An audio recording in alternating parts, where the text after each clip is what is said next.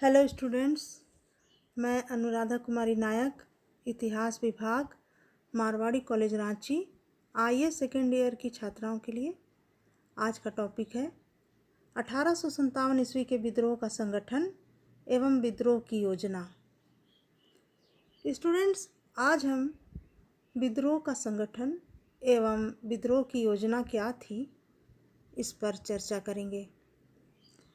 अंग्रेज इतिहासकारों ने 1857 ईस्वी की बगावत को हमेशा आकस्मिक बताने की कोशिश की है, लेकिन अब इसमें कोई संदेह नहीं रह गया है कि यह विद्रोह पूर्व नियोजित था और उसके लिए अत्यंत दूरदर्शिता, साहस और समझदारी से काम लिया गया था। मौलवियों, फकीरों और भिखारियों के रूप में षड्यंत्रकारियों के नेताओं ने इसका व्यापक प्रचार किया था। सर जॉन ने लिखा है कि महीनों से नहीं बल्कि बरसों से वे अपने षड्यंत्र का जाल सारे भारत में फैला रहे थे।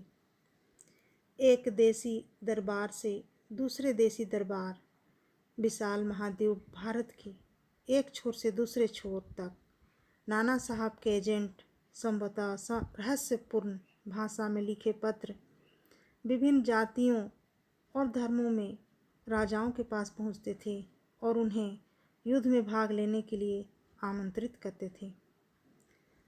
सर जॉर्ज ला ग्रांड जैकब ने भी लिखा है, जिस आश्चर्यजनक गुप्त ढंग से षड्यंत्र रचा गया और जिस दूरदर्शिता से योजना बनाई गई, जिस सावधानी से षड्यंत्रकारियों के प्रत्येक गुट ने एक में आबद्ध करने वाले सूत्रों को छिपाकर तथा उद्देश्य को ध्यान में रखकर पर्याप्त सूचना द्वारा हिदायतें देते हुए पृथक पृथक काम किया, उसका वर्णन करना कठिन है।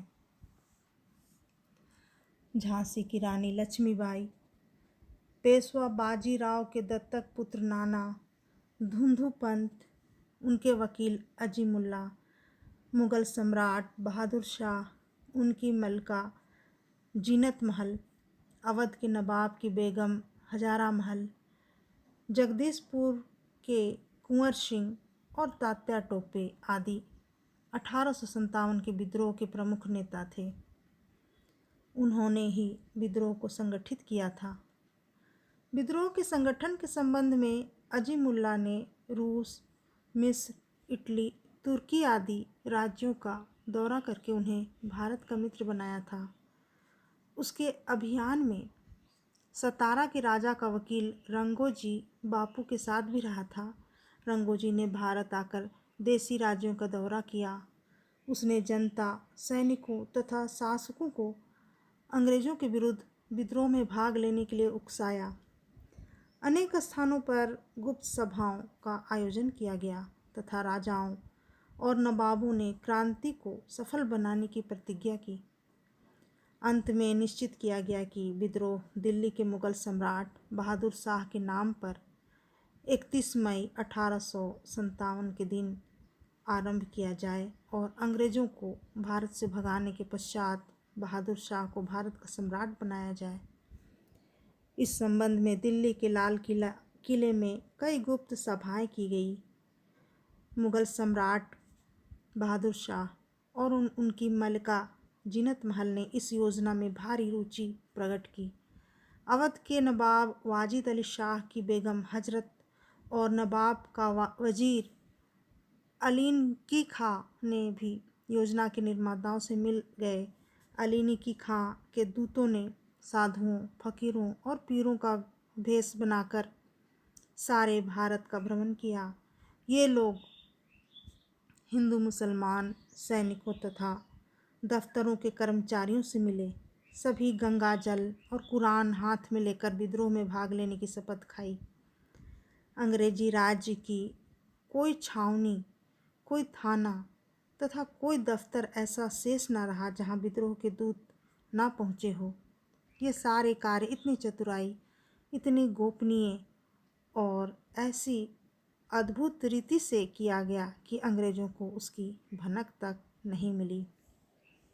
अब हम विद्रोह की योजना पर चर्चा करेंगे। विद्रोह की योजना को अंतिम रूप देने के लिए नाना साहब ने अपने भाई बाला साहब और वकील अजीमुल्लाह के साथ तीर्थ यात्रा के बहाने देश भर का भ्रमण किया।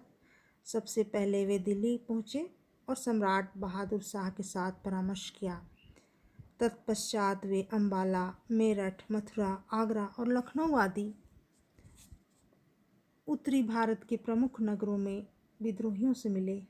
सबसे परामर्श करने के पश्चात 21 मई 1857 को विद्रोह का विस्फोट करने के लिए निश्चित किया गया।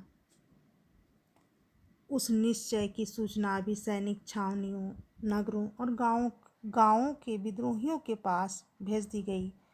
विद्रोह की योजना इस प्रकार बनाई गई कि एक साथ एक ही दिन संपूर्ण भारत में अंग्रेजों का विध्वंस कर दिया जाए, रेलवे लाइनों और तार के खंभों को तोड़ दिया जाए, सभी महत्वपूर्ण दुर्गों और युद्ध सामग्री पर कब्जा कर लिया जाए।